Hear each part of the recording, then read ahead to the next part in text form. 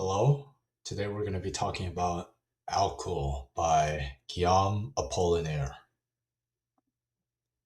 Guillaume Apollinaire was born in Rome in the Kingdom of Italy, 1880, and died in Paris, France, 1918.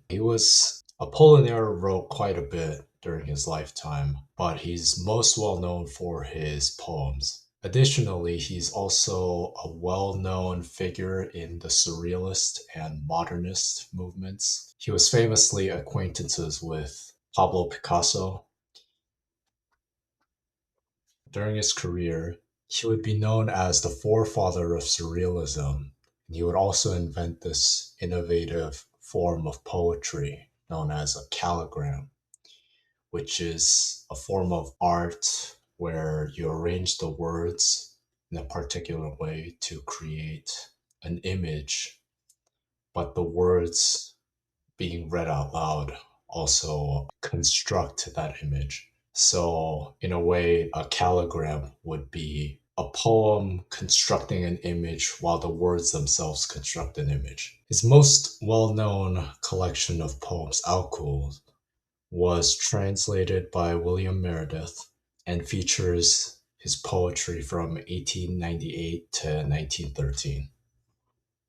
In the introduction to the collection, Apollinaire says that each of these poems commemorate an event in my life. So, in some ways, the collection is his recounting of his childhood and his adult life.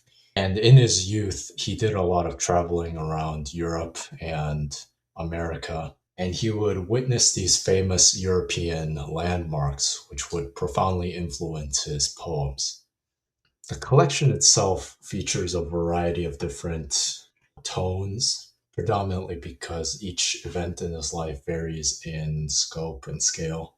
He pulls from a lot of historical events to retell these events in his life. And of course, because he was very much influenced by the Dadaists, many of his poems have this humorous but also tragic element to it because he uses a lot of historical figures and events to tell these events in his life. Many readers have criticized during his day that he was rehashing old events for his own idiosyncratic purposes. And while I do understand where they're coming from, I think this is something that is integral to the Dadaist movement, where of course, the Dadaists sort of are known for their collages. They pull from all sorts of sources to bring about their point. And I guess this was the old art critic reacting poorly to this new style, pulling from various influences and then creating this patchwork